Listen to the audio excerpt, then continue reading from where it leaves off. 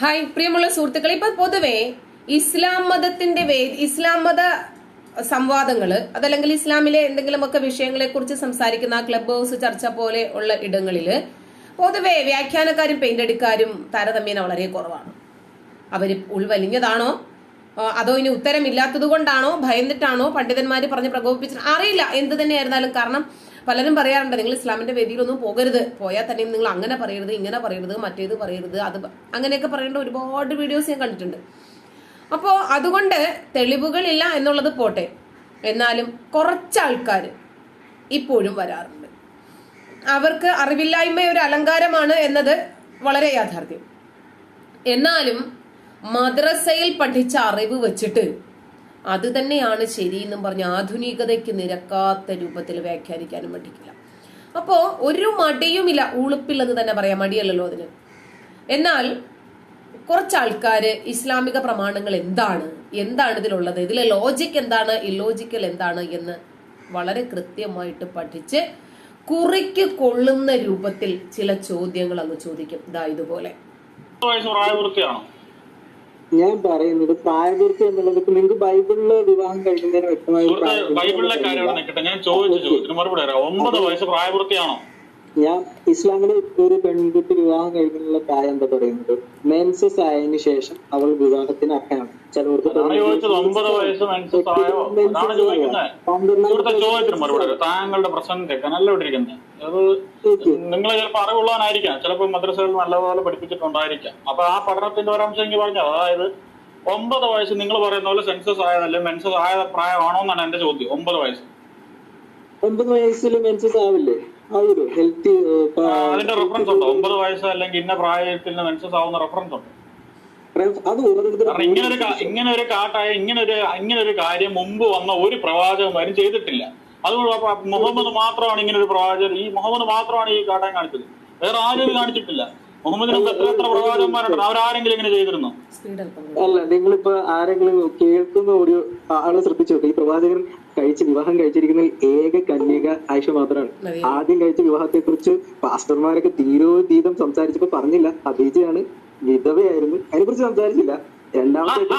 അത് വിധവയായ പെൺകുട്ടിയാ സുഹൃത്തെ, വിധവയായ അല്ലെങ്കിൽ വിധവയായ ആളെ വിവാഹം കഴിക്കുന്നത് തെറ്റണ്ട. ഞാൻ ചോദിക്കുന്ന 6 വയസ്സായ കൊച്ചു പെണ്ണിനെ വിവാഹം കഴിക്കുന്ന ആരും പറയുമ്പോൾ നിങ്ങൾ അതിനെ ന്യായീകരിക്കാൻ വേണ്ടി പ്രായമല്ല വിധവയായ പെൺകുട്ടികൾ കഴിക്കുന്നത് ഞങ്ങൾക്ക് എന്താ തെറ്റ്? ഇവര് സാധാരണ പറയാറുള്ളതാണ്, ആദ്യമായി 25 വയസ്സുള്ള യുവകോമളൻ പ്രവാചകൻ ആയിരിക്കുമ്പോൾ വിവാഹം കഴിച്ചത് 40 വയസ്സുള്ള 2 ഭർത്താവിനാൽ വിധവയാക്കപ്പെട്ട 2-ലധികം മക്കളുമുള്ള ഒരു വിധവ സ്ത്രീയായിരുന്നു എന്ന് പറയാറുണ്ട്. നമ്മുടെ ചോദ്യം, വിധവയെ വിവാഹം കഴിച്ചോ, എഴുന്നേക്കാൻ പറ്റാത്തവരെ വിവാഹം കഴിച്ചോ, തടിച്ചയെ വിവാഹം കഴിച്ചോ, കറുത്തവളെ വിവാഹം കഴിച്ചോ, ഏജ്ഡായ സ്ത്രീയെ വിവാഹം കഴിച്ചോ എന്നുള്ളതല്ല. 6 വയസ്സുള്ള ഒരു കുഞ്ഞിനെ 53 വയസ്സായിരിക്കെ ലോക ജനങ്ങൾക്ക് മുഴുവനും മാതൃകയായ പ്രവാചകൻ വിവാഹം കഴിക്കുന്നത് ആധുനികതയ്ക്ക് നിരക്കുന്നതാണോ? ഈ ആധുനിക കാലഘട്ടത്തിൽ ജീവിക്കുന്ന നമുക്കതിൽ പിൻപറ്റാൻ മാതൃകയുണ്ടോ? ഇതാണ് ചോദ്യം. 6 വയസ്സിൽ വിവാഹം വെച്ചിട്ടില്ല, അത് വിവാഹം ബുഖാരി റിപ്പോർട്ട് ചെയ്യുന്ന ഹദീസിൽ ആയിഷ തന്നെയാണ് റിപ്പോർട്ടർ. ഞാൻ 6 വയസ്സായിരിക്കെ വിവാഹിതയായി പ്രവാചകനുമായി എന്നാണ് ആ ഹദീസിലുള്ളത്. ഇനി 9 വയസ്സാണ് മെൻസസ് പീരീഡ് എന്ന് എങ്ങനെ പറയാൻ പറ്റും? ഓരോ മനുഷ്യന്റെയും ആകാരം അനുസരിച്ചിട്ടാണ് പീരീഡ്സിന്റെ ഫസ്റ്റ് മെൻഷൻ പീരീഡ് ഇരിക്കുന്നത്.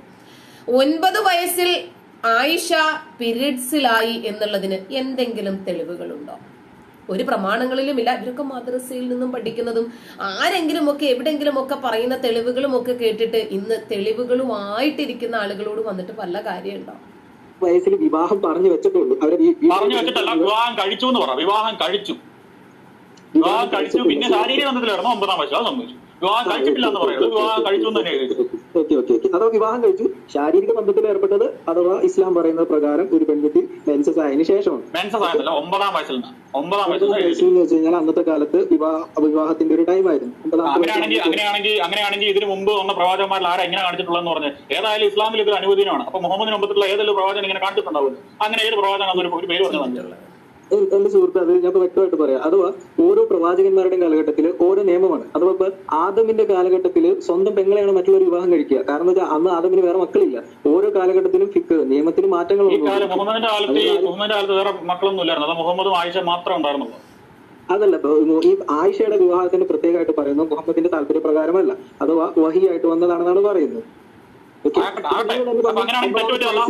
പിന്നെ ഞാൻ കാര്യം ചോദിക്കാം, ഇതിലിപ്പോ ആയിഷയ്ക്ക് ഈ വിവാഹത്തിന് എന്തെങ്കിലും എതിർപ്പുണ്ടായിരുന്നു? അടുത്ത തന്ത്രമാണിത്.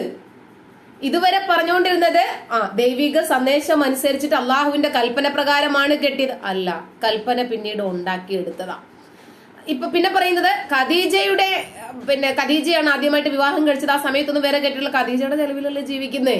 വേറെ ആരെങ്കിലും കെട്ടിയെങ്കിലോ ആ സമയത്ത് ദൈവിക സന്ദേശം ഇറക്കിയെങ്കിലോ ആകാശത്ത് ചെന്ന് അള്ളാഹുവിന്റെ കൊങ്ങയ്ക്ക് പിടിക്കും ഖദീജ. കാരണം ഖദീജ അത്രമാത്രം പ്രബലയാണ്. ഖദീജയെ പഠിച്ചോനും നബിക്കും ജിബ്രീലിനും സ്വപ്നങ്ങൾക്കും ഒക്കെ പേടിയായിരുന്നു. അതുകൊണ്ടാണ് പെണ്ണ് കെട്ടാൻ ആയത്തുകളൊന്നും ഇറങ്ങാതിരുന്നത് എന്ന് നമുക്കറിയാം നല്ലതുപോലെ. അടുത്ത തന്ത്രമാണ് 6 വയസ്സുള്ള കുഞ്ഞായ ആയിഷയ്ക്ക് പരാതി ഉണ്ടായിരുന്നു. 6 വയസ്സുള്ള കുഞ്ഞിന് എന്ത് ലൈംഗിക പക്വതയാണുള്ളത്? ആ കുഞ്ഞ് ആരോടാണ് പരാതി പറയേണ്ടത്? എന്നിട്ട് ഇവര് പറയും തന്ത കെട്ടിച്ചു കൊടുത്തു. നമ്മുടെ ചോദ്യം അതൊന്നുമല്ല. ആയിഷ പരാതി പറഞ്ഞിട്ടേ ഇല്ല. ആയിഷ ഇനി മുഹമ്മദിനെ പ്രേമിച്ചത് തന്നെയാണെന്നിരിക്കട്ടെ, ഈ കാലഘട്ടത്തിൽ നബിയുടെ ആ വിവാഹത്തിൽ എന്ത് മാതൃകയാണുള്ളത് എന്ന ചോദ്യത്തിനാണ് മറുപടി വേണ്ടത്. പിതാവിന് എതിർപ്പുള്ളതായിട്ടുണ്ടല്ലോ, രേഖയുണ്ടല്ലോ. ആയിഷയുടെ പിതാവിന് ഒരിക്കലും എതിർപ്പുണ്ടാവില്ല. ആയിഷയുടെ പിതാവ് വളരെ അദ്ദേഹമൊക്കെ ഓരോ മദ്രസ പട്ടന്മാരാണ്. ആദ്യം തന്നെ മുഹമ്മദ് വന്നിട്ട് അബൂബക്കറിനോട് തന്റെ മകളെ ഞാൻ വിവാഹം കഴിക്കാൻ ആഗ്രഹിക്കുന്നു എന്ന് പറഞ്ഞപ്പോൾ അബൂബക്കർ പറഞ്ഞത്, നമ്മൾ പരസ്പരം സഹോദരന്മാരല്ലേ, സഹോദരങ്ങളുടെ കുഞ്ഞിനെ എങ്ങനെ വിവാഹം കഴിക്കും? അങ്ങനെ വെച്ച് നോക്കുമ്പോൾ സഹോദരന്റെ മകളല്ലേ ആയിഷ. അപ്പോൾ പ്രവാചകൻ പറഞ്ഞു, നമ്മൾ സഹോദരങ്ങളൊക്കെ തന്നെയാണ്, പക്ഷെ ആയിഷ എനിക്ക് ഡിങ്കോടാൽഫിക്ക് പറ്റും എന്നാ പറഞ്ഞത്. ഞാനും താങ്കളും സഹോദരനായിരിക്കുന്ന ഒരു ചോദ്യം ചോദിക്കുന്നത്. പിന്നെ അങ്ങനെയാണ് ഞാൻ തിരിച്ചു ചോദിച്ചോട്ടെ, പിന്നെ എന്തുകൊണ്ട് മുഹമ്മദിന്റെ മകളെ വിവാഹം ചെയ്ത് കൊടുത്തില്ല? ഇതേ കാര്യം മുഹമ്മദിനും വരുന്നുണ്ടല്ലോ. മുഹമ്മദിന്റെ മകളെ ആയിഷയ്ക്ക് പ്രായം കൂടുതലായിട്ട് രേഖയുണ്ട്. ആയിഷ വിവാഹം കഴിക്കുന്ന പ്രായവും മുഹമ്മദിന്റെ മകളെ ചോദിക്കുന്ന പ്രായവും വ്യത്യാസമുണ്ട്. എന്നിട്ട് പോലും വിവാഹം കഴിച്ചു കൊടുത്തില്ല. അപ്പൊ ഇത് ഞങ്ങൾ തന്നെ മനസ്സിലാക്കട്ടെ. അതല്ല, ഫാത്തിമയെ വിവാഹം കഴിക്കുന്നത് ആരാണ്? ആദ്യം ഉമർ ചോദിച്ചു, പിന്നെ അബൂബക്കർ ചോദിക്കുന്നുണ്ട്. പക്ഷെ ഇവർക്കല്ല കെട്ടിച്ചു കൊടുക്കുന്നത്, അലിക്കാണ്. അലി ആരാണ്? മുഹമ്മദിന്റെ കൊച്ചാപ്പയുടെ മോനാണ്. കാരണം അവർ ആ കുടുംബ പാരമ്പര്യം നോക്കിയിട്ടാണ്. കുടുംബ പാരമ്പര്യം നോക്കിയിട്ടാണ് വാങ്ങിയത്. കുടുംബകാര്യങ്ങളല്ല, ആയിഷയുടെ ഞാൻ പർപ്പസ് പറഞ്ഞു ഇങ്ങനെയാണ്. കാരണം വെച്ചാൽ പ്രവാചകന്റെ ജീവിതം നിങ്ങൾക്ക് തന്നെ വിമർശിക്കാനായിട്ട് ഈ ഹദീസ് ലഭിക്കുന്നത് എവിടെന്നാ? കാരണം ആയിഷ റളിയല്ലാഹു അൻഹ റിപ്പോർട്ട് ചെയ്യുന്നത് ആയിഷ കാരണമാണ് നിങ്ങൾക്ക് ഇത് ആയിഷനെ പോലും വിമർശിക്കാനായിട്ട്. പക്ഷെ നിഷ്പക്ഷമായിട്ട് ചിന്തിക്കുന്നവർ ശ്രമിക്കുക. കാരണം ആയിഷ ഒരിക്കൽ പോലും പറയുന്നില്ല ഞാൻ പ്രവാചകൻ വിവാഹം കഴിച്ചതിൽ ദുഃഖിതയായിരുന്നു, പ്രവാചകനെ കുറിച്ച് മോശമായിട്ടുള്ള ഒരു കാര്യം പറയുന്നില്ല. പക്ഷെ നിങ്ങളത് വിമർശിക്കാനായിട്ട് എടുക്കുന്നത്. അതിനെ പറ്റിയ ആള് ഇവിടെ വന്നിട്ടുണ്ട്. കേൾക്കുന്നുണ്ടോ? ഞാൻ വന്നതേ ഉള്ളൂ. എന്താ കാര്യം? ഇതാ വിഷയം. 6 വയസ്സായ കൊച്ചിനെ വിവാഹം കഴിയുമ്പോൾ അതിന് എതിർപ്പൊന്നും ഉണ്ടായിരുന്നില്ലെന്നാ ഇദ്ദേഹം പറയുന്നത്. എങ്ങനെയല്ലല്ലോ സുഹൃത്തെ, 9ാമത്തെ വയസ്സിലാണ് ഒരു ലൈംഗിക. 9ാമത്തെ വയസ്സ് അതിൽ എതിർപ്പുകളൊന്നും ഉണ്ടായിരുന്നില്ല. അന്ന് കാലത്ത് ഇതൊക്കെ നിലനിന്ന് പോയിരുന്നതാണ് ഇദ്ദേഹം പറയുന്നത്. പാസ്റ്റർക്ക് എന്തെങ്കിലും മറുപടി ഉണ്ടോ? 4ാം ക്ലാസ്സിൽ പഠിക്കുന്ന കുട്ടിയെ പെൻഷനറായ ഒരാൾ വിവാഹം കഴിക്കുന്നു. കാര്യം മനസ്സിലായല്ലോ. അന്ന് കാലത്ത് ഇത് നിലനിന്നു പോന്നിരുന്നു എന്നത് ഒരു ന്യായമല്ല. ഒന്നാമത് നിലനിന്നു പോന്നിരുന്നു എന്ന് തെളിയിക്കാനുള്ള ബാധ്യത ഇവർക്കുണ്ട്. ഹിസ്റ്റോറിക്കലി പ്രൂവ് ചെയ്യണം. ഇവർ എടുക്കുന്ന പ്രൂവ് ഇവിടുന്ന ഇന്ത്യയിൽ മഹാത്മാഗാന്ധിയുടെയും അംബേദ്കറുടെ ഒക്കെ സംഭവമാണ്. പക്ഷെ അവർ ബോത്ത് ആർ ചിൽഡ്രൻസ്, അവരെല്ലാവരും കുട്ടികളായിരുന്നു. അതാണ് അന്നത്തെ സ്ഥിതി. പക്ഷെ ഇത് ഒരു കാരണവരാണ്. ഈ കാരണവര് എന്ന് പറയുന്നത് നോക്കുക, 5 ഇരട്ടി പ്രായം, 5 ഇരട്ടിയിലധികം പ്രായം. അപ്പൊ മാത്രമല്ല, ഇത് നമ്മൾ പറയുന്നത് എവിടെയാണ്? കേവലമായ വിവാദത്തിന്റെയോ ഒന്നും കാര്യത്തിലല്ല. ഈ മനുഷ്യൻ ലോകത്തിന് മാതൃകയാണെന്നാണ് ഇവർ പറയുന്നത്. അല്ലെ പറയാം, ഈ 2-3 കാര്യങ്ങൾ ഒഴിച്ചു വേണം മാതൃകയാക്കാനെന്ന് പറയണം. ഇതങ്ങനെ പറയുന്നില്ല. അതായത് ഇവർക്ക് ഉത്തരം മുട്ടുമ്പോൾ സാധാരണഗതിയിൽ ഇവരിങ്ങനെ ഉരുളാറുണ്ട്. ഇതിപ്പോൾ എല്ലാ ശ്രോതാക്കൾക്കും, ഇത് കേൾക്കുന്ന സോഷ്യൽ മീഡിയ ഉപയോഗിക്കുന്ന 99.9% ആളുകൾക്കും കല്ലും നെല്ലും തിരിഞ്ഞിട്ടുണ്ട്. ഇവരുടെ വ്യാഖ്യാനങ്ങളിൽ നിന്നും ഉരുളലുകളിൽ നിന്നും മറുപടികളിൽ നിന്നും 54 അതല്ലെങ്കിൽ 53 വയസ്സുകാരനായ ഒരു മനുഷ്യൻ 6 വയസ്സുള്ള കുഞ്ഞിനെ വിവാഹം കഴിച്ചതിനെ ഒരു നിലയ്ക്കും വ്യാഖ്യാനിക്കാൻ പറ്റില്ല. 6 വയസ്സുള്ള കുഞ്ഞ് എന്ന് പറയുമ്പോൾ UKG-യിൽ പഠിക്കുന്ന കുഞ്ഞ്, UKG-കാരി അല്ലെങ്കിൽ പോട്ടെ 1ാം ക്ലാസ്സിൽ പഠിക്കുന്ന കുഞ്ഞ്, 1ാം ക്ലാസ്സിൽ പഠിക്കുന്ന കുഞ്ഞിനെ 53 വയസ്സുകാരനായ ഒരു മനുഷ്യനാണ് വിവാഹം കഴിക്കാൻ ആലോചിക്കുന്നതെങ്കിൽ ഇന്ന് നമ്മൾ അതിന് എന്ത് പേര് വിളിക്കും? അദ്ദേഹത്തെ സമൂഹം എങ്ങനെ കാണും? പ്രവാചകന്റെ അനുയായിയാണ്, പ്രവാചകന്റെ ചര്യ അങ്ങനെ തന്നെ എടുത്ത ആളാണ് എന്ന് പറഞ്ഞ് ഇവരൊക്കെ പൂമാലയിട്ട് സ്വീകരിച്ച് സിംഹാസനത്തിൽ വിളിച്ചിരുത്തുമോ?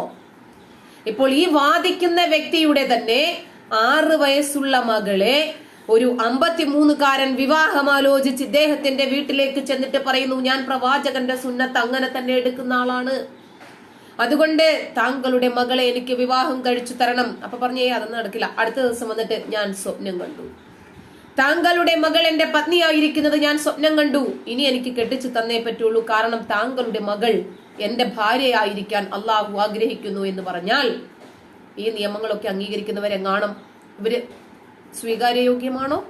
ഇനി പോട്ടെ, മറിയം വിവാഹം കഴിക്കാതെ ഒരു പുരുഷനും തൊടാതെ ഗർഭിണിയായി എന്നാണ് ഖുർആൻ വചനം. അള്ളാഹു ജിബ്രീലിനെ കൊണ്ട് ഊതിപ്പിച്ച് കുട്ടിയുണ്ടാക്കി, അള്ളാഹു ഊതി എന്നും പറയുന്നുണ്ട്. ഒരു സ്ത്രീ കുറെ നാളുകൾക്ക് ശേഷം ഗർഭിണിയായിട്ട് സമൂഹത്തിലേക്ക് വരുന്നു, കന്യകയാണെന്ന് വിചാരിച്ചോളൂ, കല്യാണം കഴിച്ചിട്ടില്ല. അവര് പറയാണ്, അള്ളാഹു ഇങ്ങനെ മലക്കുകളെ വിട്ടിട്ട് ഊതിയിട്ടാണ് എനിക്ക് ഗർഭമുണ്ടാക്കിയത് എന്ന് പറഞ്ഞാൽ എത്ര മുസ്ലിങ്ങൾ അംഗീകരിക്കാൻ തയ്യാറാകും? ഒരുപാട് ചോദ്യങ്ങളുണ്ട്.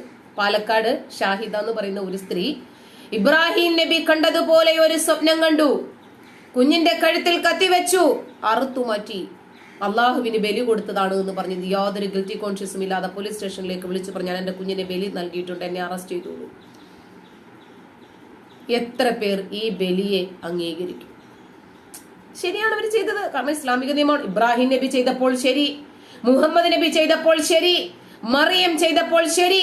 എന്നാൽ സാധാരണക്കാരൻ ചെയ്യുമ്പോഴൊക്കെ അത് നിങ്ങൾക്ക് അംഗീകരിക്കാനും സാധിക്കുന്നില്ല. ഇതെവിടെ നടക്കും? അനിൽ പാസ്റ്ററുടെ അടിപൊളി മറുപടിയുണ്ട്, അത് നമുക്ക് അടുത്ത ദിവസം കേൾക്കാം. നന്ദി.